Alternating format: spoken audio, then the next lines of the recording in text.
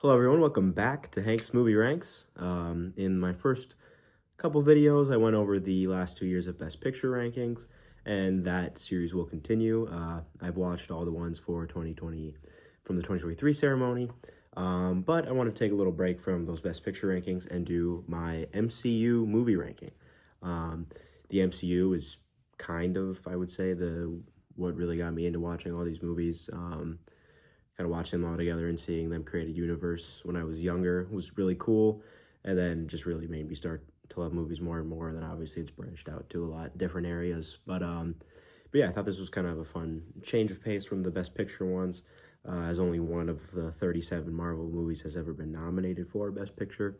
So yeah, kind of a different vibe here. Got a little different background here for the theme, but yeah, like I said, there's 37 of them. I split them all up into tiers based on their star rating I gave them on Letterboxd. And there's definitely some fluctuating quality between the movies here.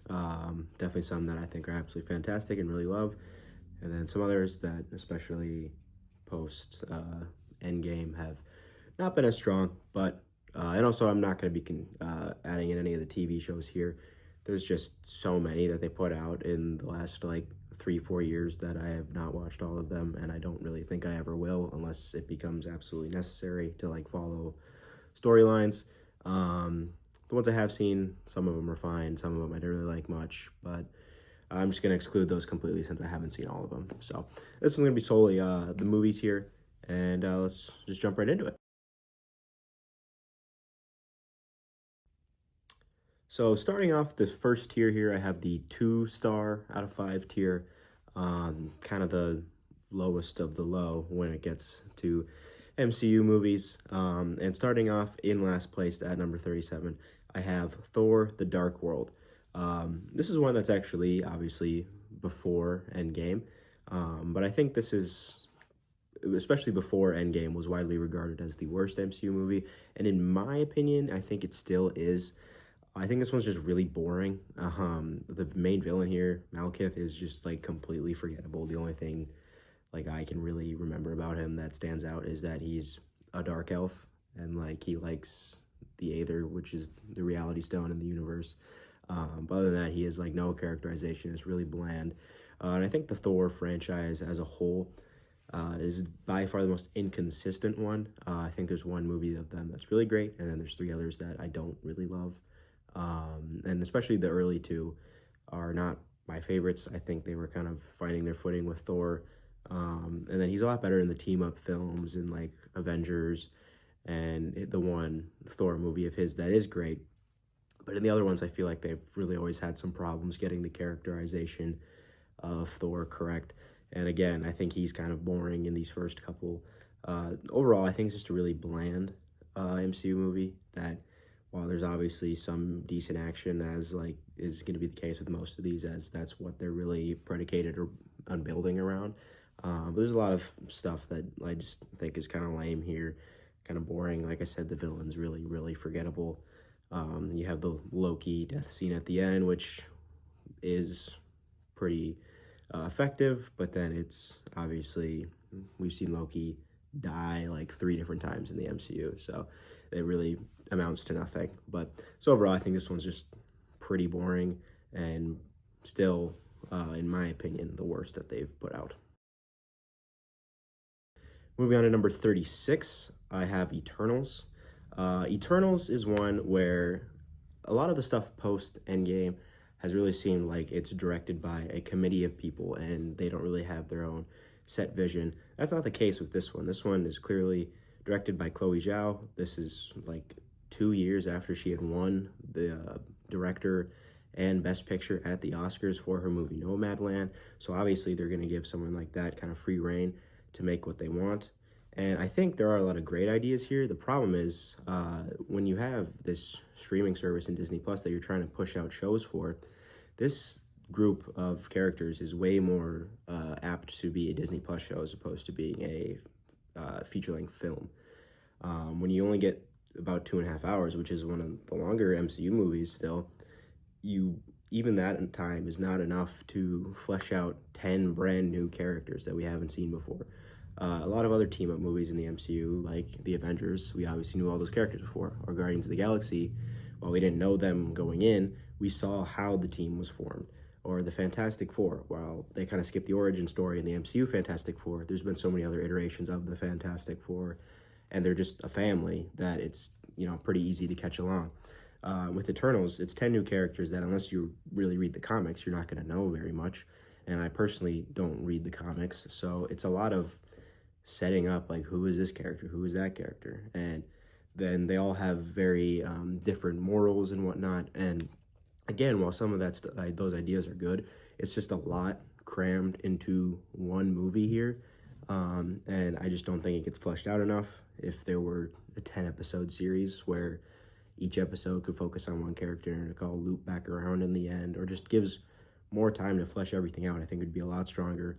But obviously, getting Chloe Zhao to direct, you weren't going to make her do a TV show as opposed to a big blockbuster film that you thought it could be. But while there is some good ambition here, I think it just kind of crumbles under the weight that it's trying to do because, like I said, it's just too much new storyline that it's trying to fit into not long enough of a movie. Coming in at 35, I have Ant-Man and the Wasp: Quantumania. The third film in the Ant-Man and Wasp series is, I think, by far the weakest one. It just has a lot of plot holes and issues.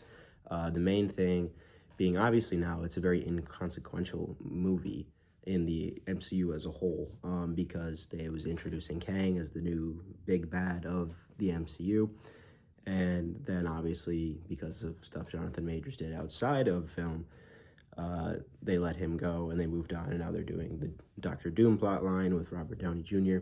And while that's all fine, that just makes this movie a lot less impactful and a lot kind of more useless in retrospect.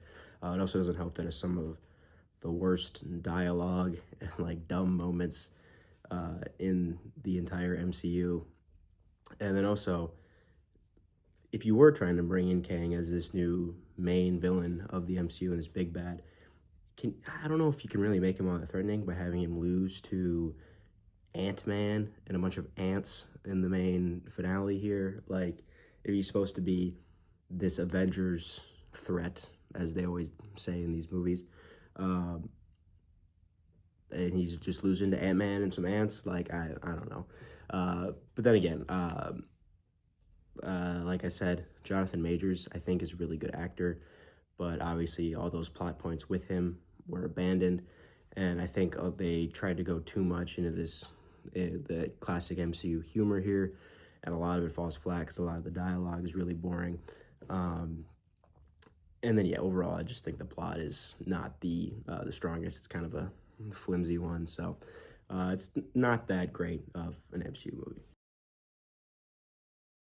Finally, for this one in the 2-star tier, at number 34, I have Thor: Love and Thunder. As I mentioned before, I think the Thor character is not the best managed one in the MCU, especially in his own single movies. Where in the first two, I thought he was kind of bland, and then they kind of found some footing with him on where to go. Now in this fourth one, they took the good stuff that you got from Thor Ragnarok, and they were like, oh, they liked the funny, quippy jokes and kind of the fun banter between characters. Let's ramp that up to 100. So now you have the screaming goats and just all these stupid jokes that have no need to be there. You have Thor and Jane and Mjolnir being in like a love triangle so he's in a love triangle with a hammer, basically. And I don't know, it's just, this one really misses the mark.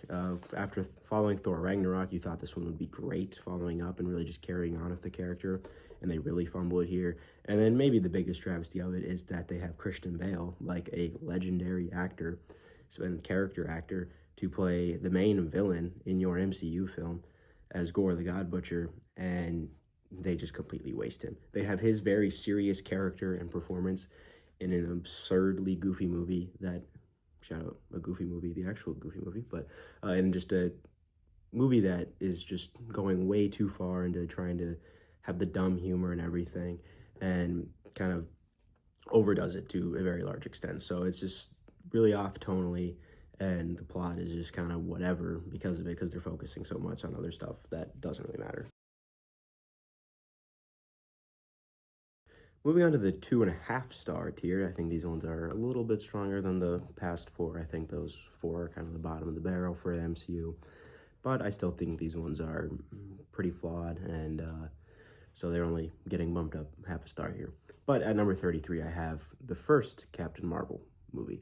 The fact that this one made $1 billion is crazy, and is probably due solely to the fact that it was sandwiched between Infinity War and Endgame, and all the hype that was around that, because it's made $1 billion when a lot of other really good MCU movies haven't. But all that aside, this one I just don't really love because I don't love the character of Captain Marvel. I think Brie Larson's obviously a great actress, but it's not really her fault here. I think it's more of the script and the fact that the Captain Marvel character as a whole has like amnesia at the start. It doesn't really know her full potential and really who she is, and that kind of just becomes a problem because then you don't really get to like connect with her as much because she doesn't really even know who she is fully.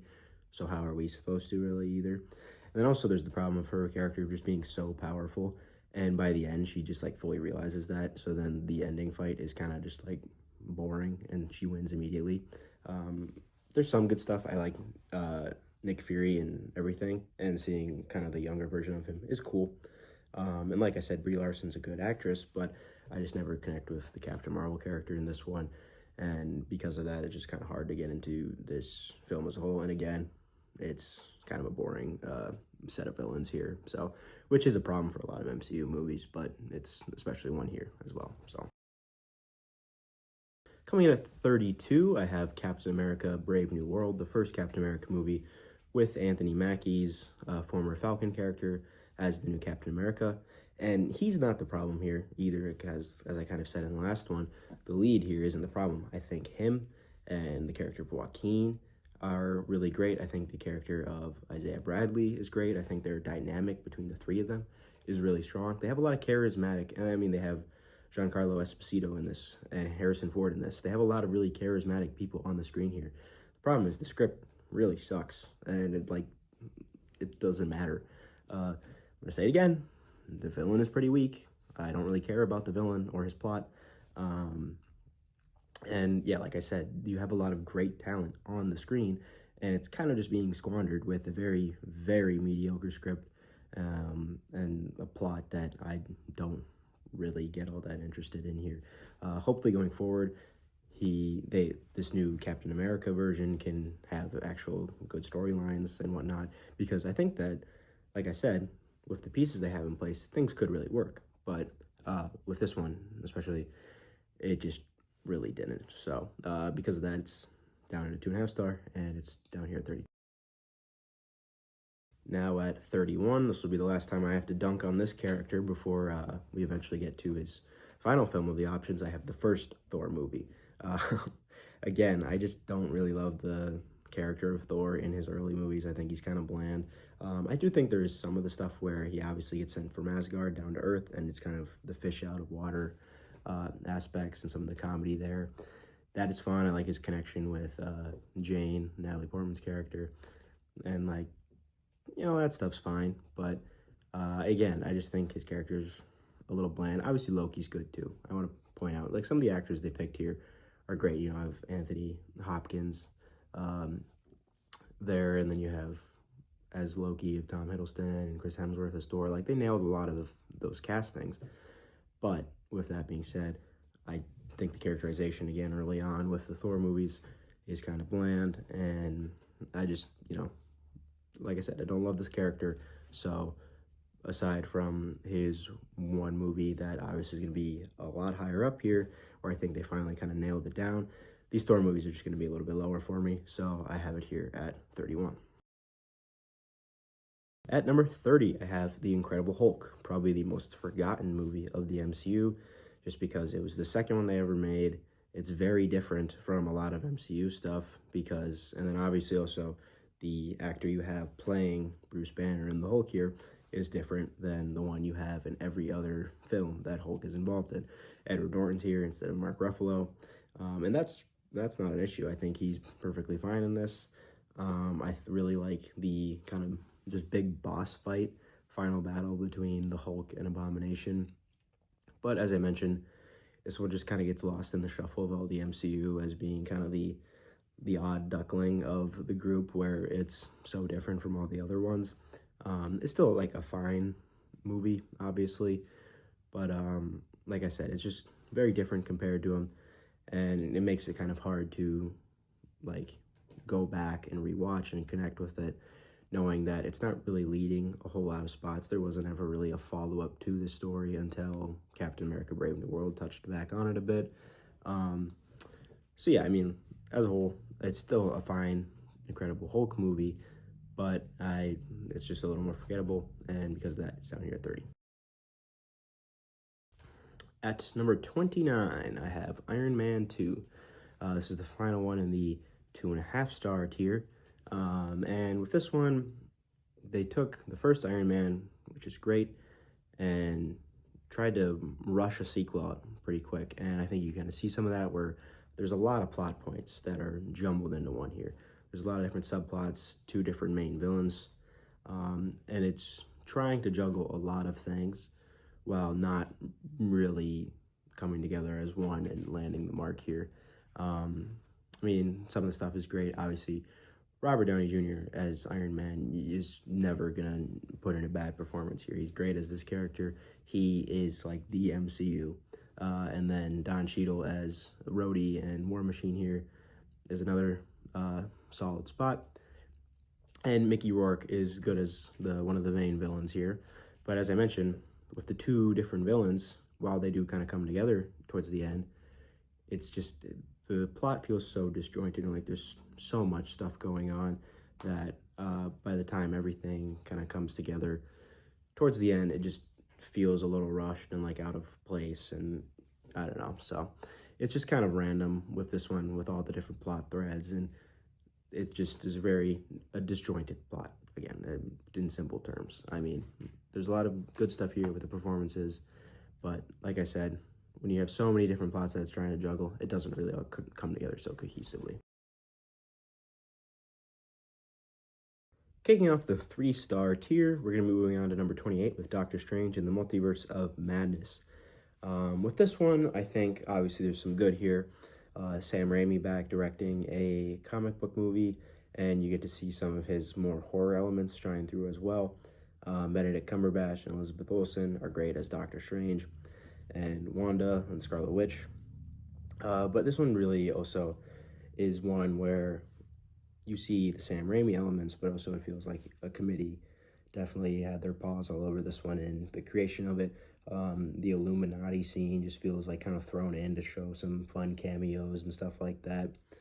And then also with that, there's just a lot of other plot points that are jumping around. You know, you see the title of it, Doctor Strange in the Multiverse of Madness. You expected, oh, there's gonna be some cool multiversal stuff here. And with that Illuminati scene, it feels like they're just like, oh, they came for the multiverse stuff. Let's just throw a bunch of random actors and cameos and people who have been fan casted or people who have had old roles in MCU stuff and throw them there and kind of give that the cool, like, ooh moment for all the fans. Whereas with all the other like multiverse stuff, you're just kind of like skipping through them and you don't really see any of it. So it doesn't fully deliver on its premise there. The Doctor Strange and Wanda dynamic is good, as I mentioned, but this one just never really had me buy in all that much to it and have that great of a time with it. So I think it's totally like a fine movie, but it doesn't push up much higher than where it is now.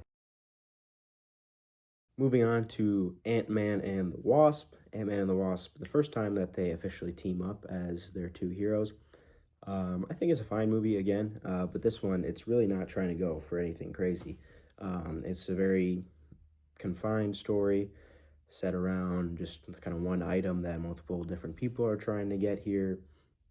Obviously, I always love Paul Rudd, especially as his Ant-Man character, and there's some cool stuff with them going into the quantum realm and whatnot to do things in there, and kind of getting the first, or you see some of it in the first Ant-Man as well, but getting a deeper look into kind of quantum realm stuff in this movie is cool. But with that being said, like I said, it's a pretty low stakes movie here. So there's nothing really crazy wrong with it, other than I think the villain's kind of whatever, just because she's not truly a villain. She's just kind of trying to save herself. Um, and then the other villain with Walton Goggins' character is not that menacing. He's just kind of there. So it's but it's just kind of a smaller story with everyone trying to get this one little like MacGuffin piece, and that's totally fine in the MCU. But with there being some pretty strong MCU films, that can only kind of get you so high on this ranking. So I think it's perfectly fine for what it is, but I just wouldn't rank it all that much higher. Up next, I have Black Widow.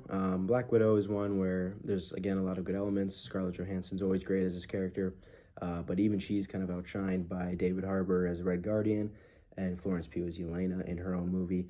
But that's the strongest part of this, is all of them in their family dynamic, and seeing that happen. And there's a pretty good like spy story here, and with kind of just a truly evil villain. But there are also some problems with it that have it this low on the list. Taskmaster as a villain is really lame here, I think. There's some really, really awful CGI in the third act of the movie, in the big finale. And then also this one just feels really kind of randomly placed in terms of the MCU. Obviously, it came out after Endgame, after the character of Black Widow is already dead in the MCU, so it just feels kind of weirdly out of place. But yeah, like I said, there's some strong elements, especially with the family aspect and all those new characters. But then also a lot of flaws with it as well, as is a big case with a lot of these lower tier MCU films. So because of that, I have it down a little bit lower.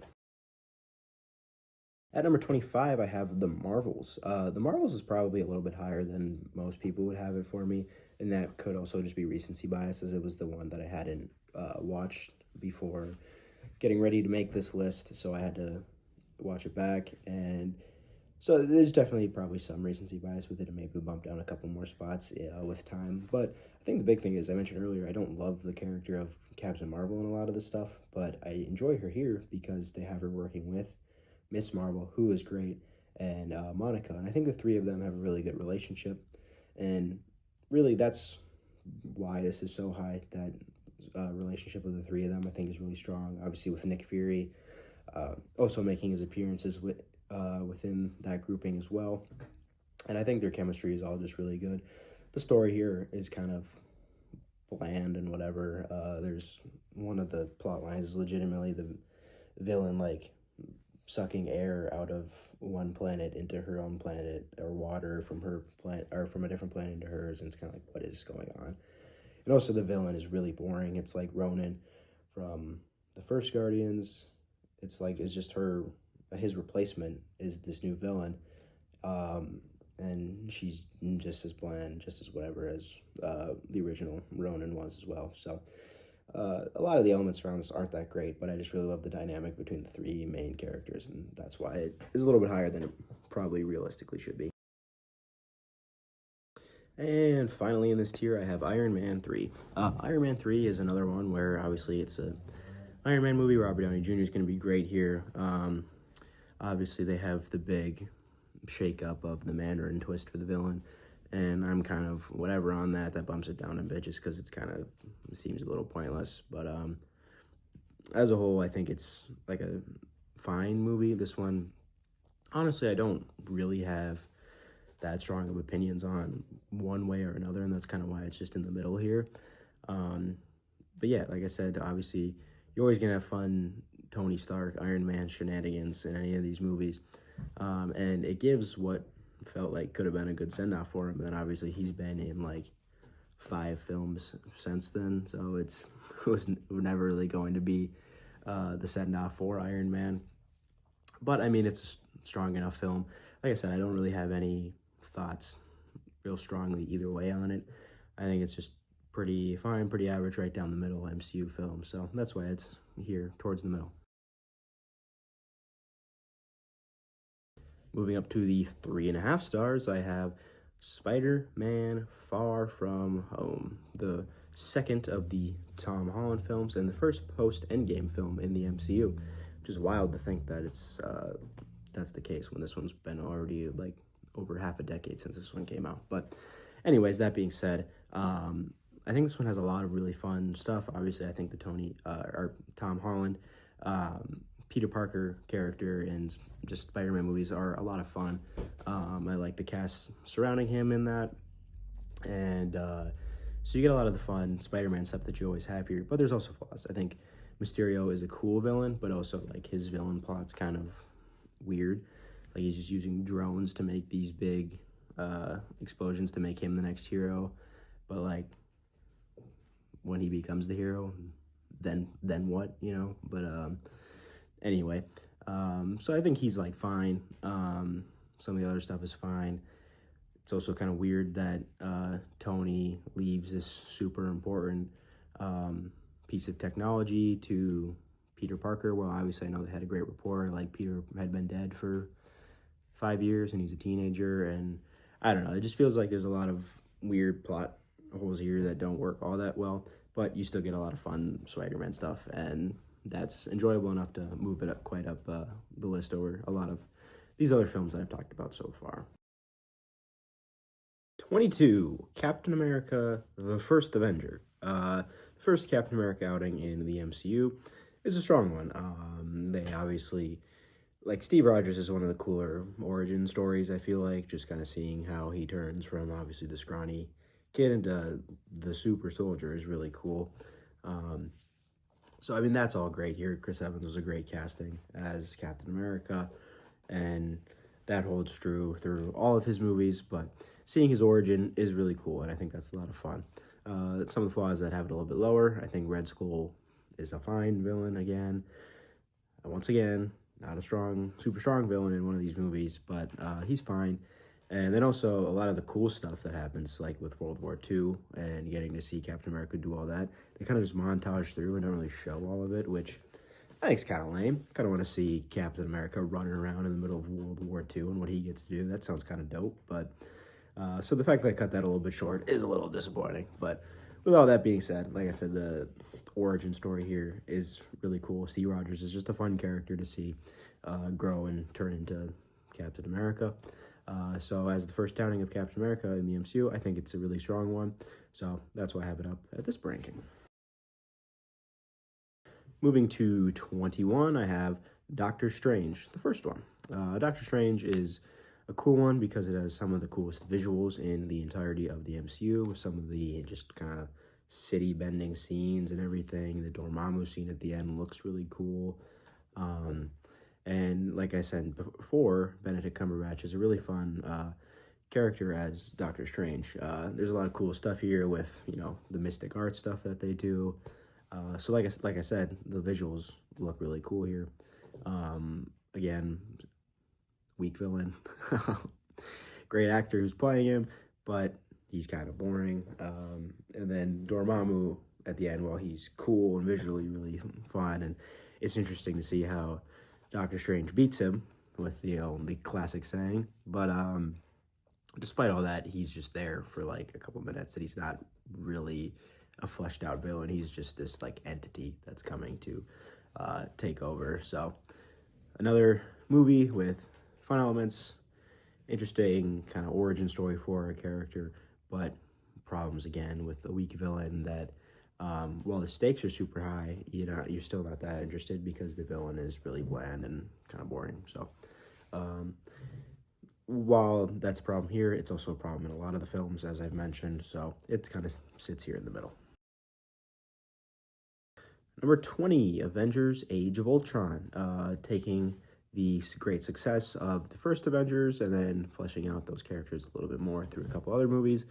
We get the big second huge team up of the MCU with Avengers Age of Ultron. This one, not nearly as strong as the first, but still a very fun time. I mean, anytime you have all of these characters together in a story, it's going to be a lot of fun, along with some of the additions of Quicksilver, Scarlet Witch, and Vision, of course. And then Ultron, while he's kind of a goofy villain in a way, he is a cool villain. He's a fun villain to watch. And then his robot army is a fun kind of cannon fodder villain for the Avengers to take out towards the end. And obviously, this one has big ramifications of setting up future movies. So that's always cool when there's, back when the MCU really felt connected and like the connective tissues were there. But I mean, while again, I mentioned this is really a fun one, this is another one where as an Avengers team up and it's going for all these super high highs, it meets some of them, but compared to the first Avengers and then obviously the Infinity War and Endgame films, it just doesn't quite reach those highs. So it's a fun one as always with all these characters involved, but it kind of sits in this middling tier as well. Moving on to number 19, I have Deadpool and Wolverine. Deadpool finally made his way into the MCU, as well as the Wolverine, kind of finally getting that first true X-Men representation here. And this one is a super fun time. I mean, I personally really enjoy Ryan Reynolds. I do understand a lot of the criticisms where in more recent movies, he's just doing the same thing. He's basically just playing Deadpool in every movie he's in nowadays. But that being said, he is great as Deadpool here. And in all the Deadpool movies, of course. But this one's a lot of fun.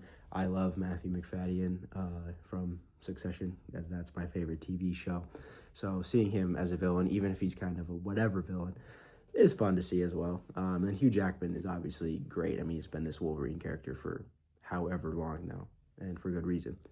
With all that being said, a lot of fun elements here, but it's really not as so much of a plot-driven movie as it is just kind of a fun fan event for all the old Fox X-Men universe stuff. So the plot's kind of pretty flimsy here and not really that strong. The villain, again, whatever, but it is really fun seeing all of these old X-Men people. Obviously, Chris Evans as the Human Torch and that stuff.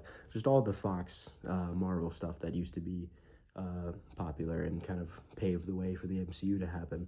Seeing all that get recognized here is cool, despite the plot being kind of whatever. Number 18, I have Black Panther: Wakanda Forever. The follow-up to the original Black Panther is easily dealt the worst hand of any movie in the MCU, of course, with Chadwick Boseman tragically passing away from cancer before the second movie was able to come out. So, I mean, obviously it's fighting a real uphill battle here, but I think it still has a lot of cool stuff. I mean, Ryan Coogler is a great director, as he's shown this year with Sinners being my current favorite movie of the year. But with his Black Panther movies, I think he does a really good job of kind of creating a strong world around these characters. And then obviously, I mean, like, it's a pretty heavy movie early on as they're kind of celebrating Chadwick Boseman and mourning the loss of T'Challa in the film, which is essentially them just mourning real life loss of someone that they all knew so well. So I mean, it's hard to talk about this movie without really focusing on that and a lot of the weight that is over this movie because of it. But with that being said, I think despite being dealt such a bad hand in the creation of this, I think they do a really good job here. I really like the villain of Namor, actually a strong villain, which is few and far between in the MCU. And I think they take this kind of community of Wakanda and make it work really well. And while obviously until the very end there's not like a true Black Panther, they are able to kind of have Wakanda operate as one as a whole. And so yeah, I think Ryan Coogler, again, despite the issues that he faced in having to make this and the challenges that were brought up by no reason other than just life, I think it's a really strong film, and I enjoy it quite a bit more than I really thought I would going in, with a lot of the problems, obviously, that they had to deal with losing such a major piece of their cast. But overall, I think it's a really strong film. following right up in the ranking, right after Black Panther Wakanda Forever, I have the first Black Panther. I think that these two are very similar quality films. I think they're both really strong, while obviously having some flaws. But what I really love about the first Black Panther is obviously T'Challa.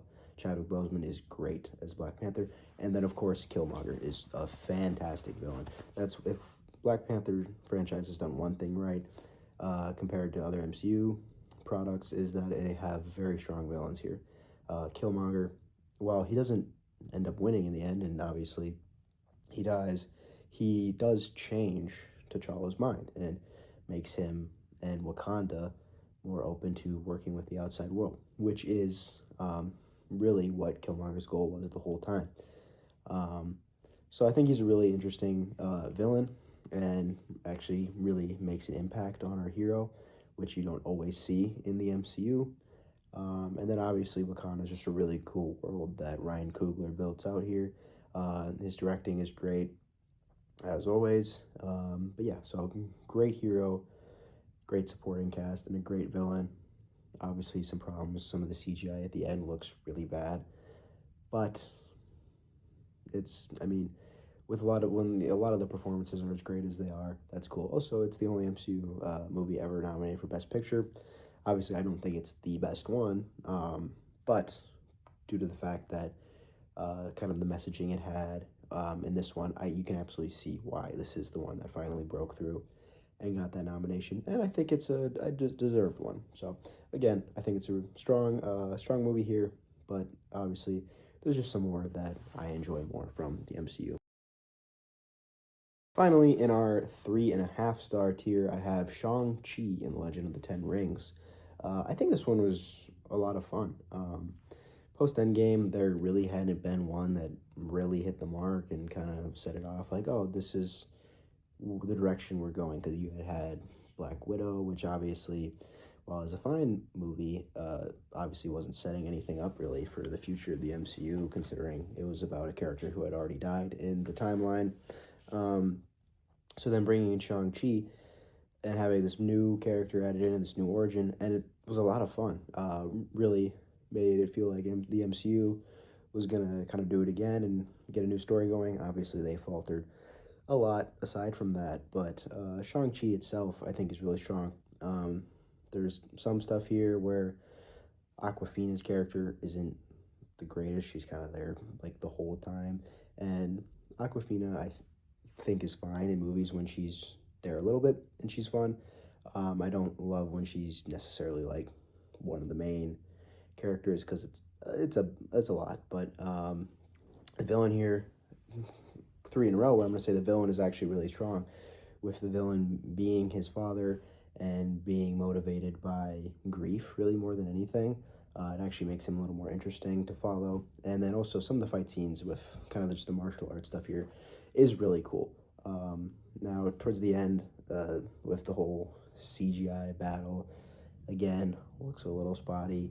So there's some problems with that. But as a whole, as a post-Endgame movie, I thought it really kind of sparked some excitement around the MCU again when I had first seen it.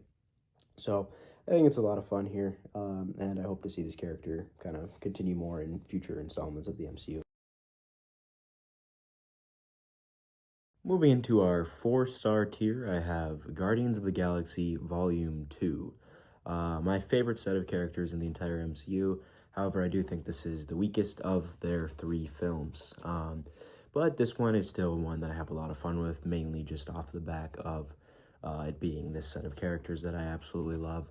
And yeah, I mean, the story here I think is definitely not as strong as the first or third one, but I still enjoy it a lot here. And really just always getting to see the dynamic between the characters as this kind of found family is a lot of fun.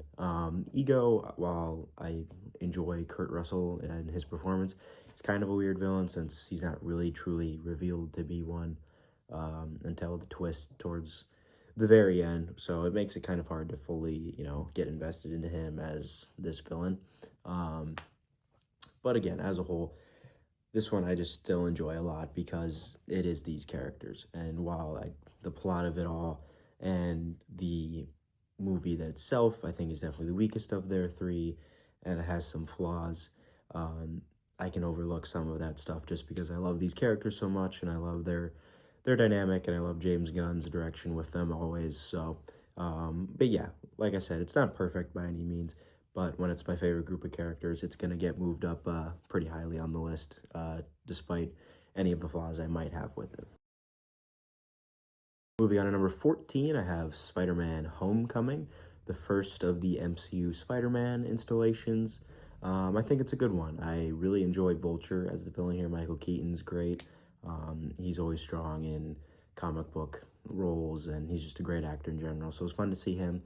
Obviously, there's the criticisms of others being a lot of influence from like Iron Man and other stuff in this movie, so at times it doesn't really feel like a true kind of Spider-Man movie, but I still enjoy it a lot. I think getting this kind of look at a hero who's just in high school, which is something that the MCU I don't think really had up till this point, is a fun and interesting look into like that day-to-day life of a high schooler that's also trying to be a hero. And obviously we see some of the struggles with that for Peter.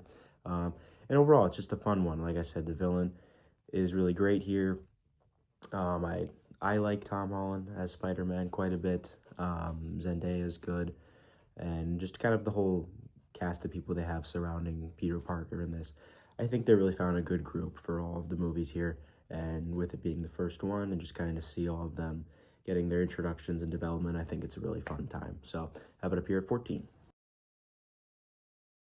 Moving on to number 13, we have the one that started off the whole MCU in Iron Man. Iron Man's great just because it's really cool to see how, like, obviously this one didn't have the weight of carrying a whole cinematic universe on its shoulders. They were really just trying to make one good movie, and then obviously in the post-credit scene they reveal that it's possibly leading to bigger things. But if this one wouldn't have succeeded to the level it did, obviously we wouldn't have this list I'm making of 37 of these movies. So the fact that this one is as good as it is, being the first one ever, is awesome to see. Obviously they just killed it by getting the correct casting for Iron Man here with Robert Downey Jr. And while Obadiah Stane's an interesting villain, he's not my favorite out of the MCU, but a lot of that doesn't really matter just because Iron Man as a character himself is so great and went on to obviously become the face of the entire MCU. And getting him introduced here, he's as strong as ever, of course, and the reasoning for this one being so high is, like I just said, Iron Man is just one of the best characters that they've ever made, and they killed it with this casting, and for all of those reasons, it's hard to really have problems with this movie when that leading performance and everything they center around with it just being Robert Downey Jr. as Tony Stark is so strong. So because of that, it's ranked up here. Moving on to number 12, I have Spider-Man No Way Home. If we were ranking these movies off of just their, final 30 minutes, this one's maybe like number 2. But unfortunately, we're not. We're ranking it off the whole movies here.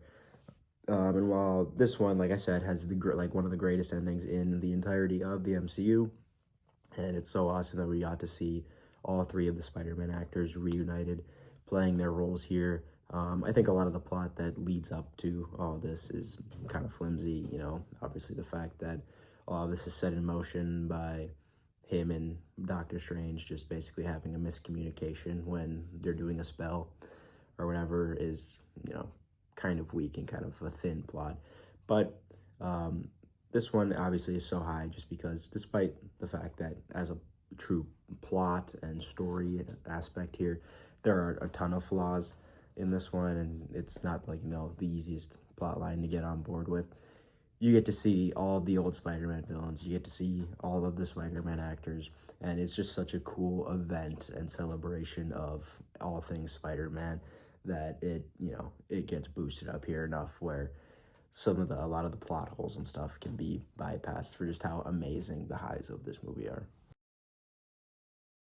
Coming in at number 11, I have the most recent film from the MCU, Fantastic Four: First Steps. So with this one, I think they do a great job of just really selling the whole family aspect of these characters. I think the castings for all of the different members of the Fantastic Four are really strong. Obviously, I know some people have their Pedro Pascal burnout and problems, but I think he's really great as Reed Richards here. And I think the rest of them are really strong as well, especially Vanessa Kirby as Sue Storm. And like I said, they just really make it feel like these guys are truly a family and work together as a family and do everything to try to support one another. And because of that, it just really makes you invested in the characters. And then also, I think the coolest part of this whole thing is, since it's set not on the original Earth that most of the MCU stuff is on, but in a parallel Earth, they're able to make their kind of 60s vibe, but futuristic in a way, kind of blending retro and future into this one world. And it really makes it feel like a whole new kind of world that you're living in. And they really do a great job with the production design of it all. And then also Galactus and Silver Surfer are really cool characters in this one. It's Galactus has come a long way from being a floating cloud in the earlier Fantastic Four movies. And he's just this menacing, huge guy who devours planets. So, but like I said, just kind of getting the vibe of the time period here and the castings and making the Fantastic Four feel like such a strong family are really where this movie thrives and gets it all the way up to here to just outside the top 10. Breaking into the top 10, I have the final one of the 2025 MCU releases in Thunderbolts. Thunderbolts is one where I was really pleasantly surprised by, because I'd heard a lot of good things before seeing it, but also it was kind of like, oh, most of these characters are, not all the big name A-list ones from all the other movies, and so you don't really know exactly where it's going to go from here.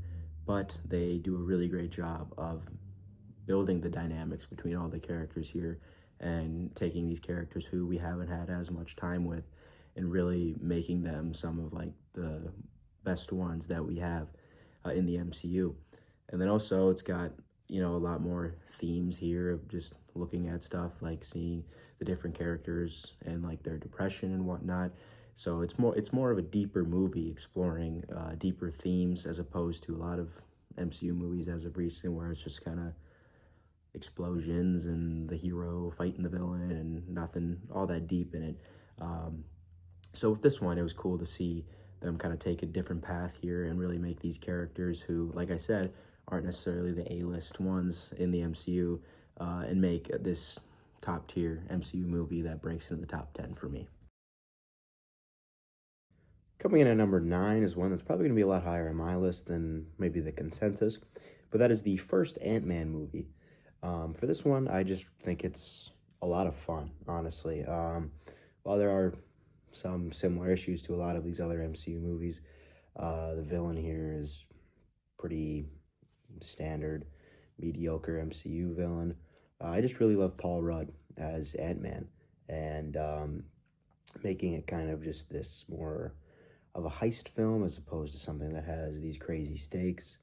I think is also another good option that they make, and really makes it feel like more tied to the given characters and more emotional with those given characters, as opposed to it always having to be this save the world type of ordeal.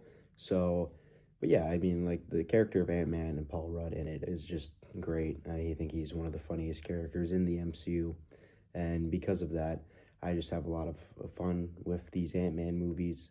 Well, mostly the first one, obviously. The other two were ranked a lot lower, but even the other two have their funny moments just because of the character of Ant-Man. But this one, I think, was by far the best of those ones, and really set the Ant-Man character into the MCU off on a good note. Moving on to number 8, I have the first Avengers movie, probably one of the most important ones in the entire MCU in terms of keeping it on the trajectory that it was going, being only the 6th MCU movie and being the first of these big team-up ones. The fact that it succeeds as well as it does is absolutely fantastic. They really found the right formula for these team-up movies in their first attempt, and like I said, I think that was crucial for the growth and development of the MCU going forward, knowing that they're able to pull off these type of event movies And that being said, I think this is a good one overall. The banter between the original Avengers crew is a lot of fun, while the Chitauri villains aren't necessarily the most entertaining, as they don't have a lot of personality. They're cool to set up, obviously, the giant New York City fight at the end of the movie, and kind of just be cannon fodder for the Avengers to take out. And then Loki's good in this one too. But really, I mean, this one is just as high as it is for the novelty of seeing all these Avengers characters come together for the first time, and it being such a success that it is, and leading the MCU to the heights that it eventually was able to get to. Moving on to number 7, it's proof I don't hate every movie that this character is the lead in. I have Thor Ragnarok. I think this one, as I mentioned in the first 2 Thor movies, I thought he was kind of a bland character, and both of those were just kind of boring movies. Taika Waititi came in and directed this one and just added all the different flair and kind of comedic bits and style that this Thor franchise really needed. Now, obviously, in the 4th one, he went completely overboard and said, oh, you guys liked these elements from Ragnarok, and boosted them up way too high. But I think Ragnarok is the perfect middle ground of both sides of the Thor franchise, before this movie and after. I think it's the perfect middle ground. It tells a really interesting story. Hela's a great villain. Obviously, it does. The bridge scene at the end is one of the cooler scenes in the entire MCU. And yeah, I think it's just they're at a lot of fun side characters who don't overstay their welcome in this one. And overall, it just makes the Thor character a lot more fun. It really gave him the pop that he needed in the MCU that really was missing from anything of his own projects. And then also this led into Infinity War, where that might be the best movie of Thor in the entire MCU. So yeah, I think this one really breathed a lot of life into the Thor character, and that's why it's all up here at number 7. At number 6, I have Captain America, the Winter Soldier. This one is awesome because, as I've said with some of the other ones, where they don't really, not that they don't fit into the MCU, but they have a different genre or vibe from different MCU movies. This one is like the true spy thriller of the MCU. And I enjoy spy thriller movies when they're done well, and this one's done very well. Then you also have the emotional connection with the main villain being Captain America's former best friend with Bucky. And that really, he's not trying to defeat him in a way, he's just trying to also kind of save him towards the end. So that's really interesting to see. And then the Russo brothers, while obviously a lot of their movies are high up on this list because they kind of found their niche area in the MCU. This was, I believe, the first one that they directed, and they did very well here. I mean, like I said, the spy aspects of this one are great, and in terms of MCU movies that could really work outside of the MCU, I think this one maybe is the one that could do it the best with, like I said, the spy aspects. If you just replace superhero characters with some, normal spies, it basically could work out the same way. So I think that's a big positive for this movie, and I think this one is absolutely great. I think the Captain America franchise is pretty consistent as a whole, and we'll get into that with the next one. At number 5, I have Captain America Civil War. With Civil War here, I mean, it's Captain America Civil War. It's kind of like Avengers 2.5 in a way, but just because so many of the characters get implemented here. But at the core, it is Captain America's story, and then also with him and Bucky and Iron Man. Obviously, the airport scene with all the different heroes fighting each other is great. The story here is interesting, starting off with the whole Sokovia Accords thing and that fallout from Age of Ultron, and seeing how our heroes get divided. And I think what they do so great here is, I mean, to this day, people will argue about, oh, are you Team Iron Man or Team Cap? And when stuff like that can stand the test of time, that shows that they really made a compelling argument and story with it. Because, in my opinion, while you can agree with Captain America not wanting to be controlled by the government and just be able to save people, obviously at the end, when Iron Man finds out Bucky killed his father, he he's fully justified to start fighting. So it's really interesting to see how they take these two probably main lead characters from the entire MCU and pit them against each other. And then it also pays off in the future where them being broken up is what allows Thanos to kind of attack an Infinity War and all of that. So it's a really well set up one, and I think it deserves a top 5 spot. Breaking into the top 4 and my 5-star tier, these are my 4 favorites in the MCU, but I think the top 3 are pretty clear, and this 4th one is with Avengers Endgame is here. I mean, just because obviously if you had to pick any select 30 minutes from the entire MCU and say what's the best 30 minutes in the MCU, it's this finale, obviously, with the portal sequence and everything that happens. I mean, the fact that the story itself on this one maybe isn't quite a 5-star, but the fact that this movie exists and is the huge culmination of 20 plus movies building up to it is 5-star worthy in its own right. Well, like I said, some of the plot point stuff isn't the greatest with, the time travel being wonky at times. I don't love the whole fat Thor thing that they're going for here. But despite all that, so many of the problems just go out the window in the final 30 minutes when you hear Cap on your left and the portal start opening. I mean, what else could, as an MCU fan, you want for this big Infinity Saga to end with? So yeah, I mean, because of that, well, again, I don't think it's as strong as the ones I have ahead of it, and it's got some plot flaws. Who cares, right? I mean, it's got the best ending and maybe best fan service moment in the history of movies, so that's why it's got to be up here.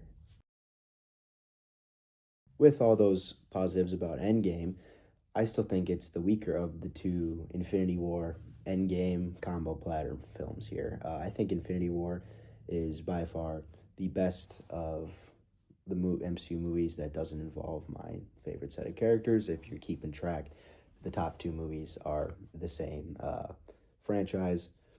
But aside from those ones, I think Infinity War is the best. I think this one does the best at taking all of these different characters and giving them all their moments. And the main reason I think it works as well as it is, because you have so many of these heroes that are already established, but who's not fully established is our villain. So we focus mostly on Thanos. And that's why, I mean, he's by far the best villain in the entire MCU. Because of that, we get so much time spent with him compared to so many other villains and get to see, his thought process. And while he's obviously going about it a really wrong way of trying to kill half the population, he's doing it for like a justified reason of seeing how his planet was destroyed by overpopulation and whatnot. So you can see where he's coming from, despite obviously him needing to be stopped.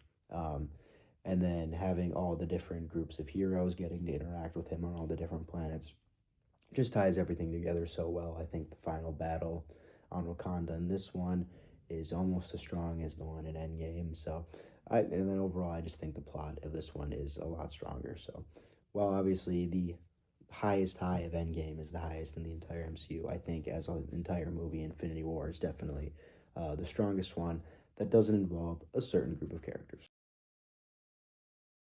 I suppose I technically lied when saying that it doesn't involve a certain group of characters because the Guardians of the Galaxy are in Infinity War, but I meant as the, sole leads of their movie.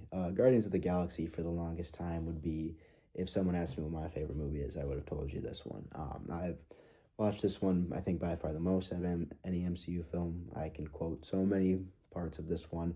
Over to my right here, I have a poster of Guardians of the Galaxy on my wall. So, while I think there are movies I enjoy more than it now, this one is forever going to have a special place in my heart. I just love this group of characters. I think this movie is so funny. The music in it is all great. The only problem really being Ronan is kind of a weak villain, but I can look past that just because I have so much fun with this movie every single time. And like I said, I can quote so many pieces of it. This one's just so special to me, from really being the one that when I watched it got me into the MCU and made me love this whole franchise as much as I do. So no matter what, Guardians of the Galaxy is always going to be a 5-star in my mind. even despite the fact that it's no longer number one on this list. But when we get to number one here, you'll obviously see the reasoning why. But I love this movie, and it easily pops up to number two for me. And finally, at number one, you can see why Guardians of the Galaxy got bumped down to two for me. That's because I think Guardians of the Galaxy Volume 3 is even better. It's the perfect ending of the trilogy for these characters. Obviously, I've mentioned these are my favorite group of characters by far in the MCU. And I never really thought Guardians of the Galaxy would get top for me because of that. But obviously, who else to top them than themselves? I think this is, like I said, just the perfect send-off for him in the end. It's the most emotional of all the Guardians movies. Just has all the same great elements as ever with the humor and the music and everything from this one. So yeah, I think this is just the perfect MCU movie. I think it's got all the different plot beats you want from one of these. Like I said, whether it's the humor, the emotion, the action, everything. And even the villain here is stronger than in the original one.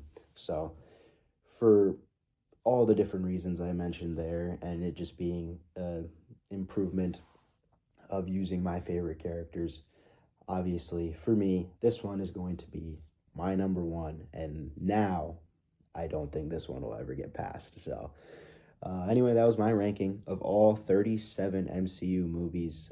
Didn't add in the TV shows, of course, but otherwise this video would have been even longer than it already is. So I'm hoping to see Brand New Day for Spider-Man be really good next year, and I hope they can capitalize on Avengers Doomsday and kind of get this MCU rolling again to the pace and strength that it was back in the pre-Endgame era. So I love this franchise, despite the fact that it has a lot of stinkers. I think it has a lot of highs, and like I said, that's my ranking of all of them. In the comments, drop what your favorite ones are or your least favorites, and I'll see you in the next video.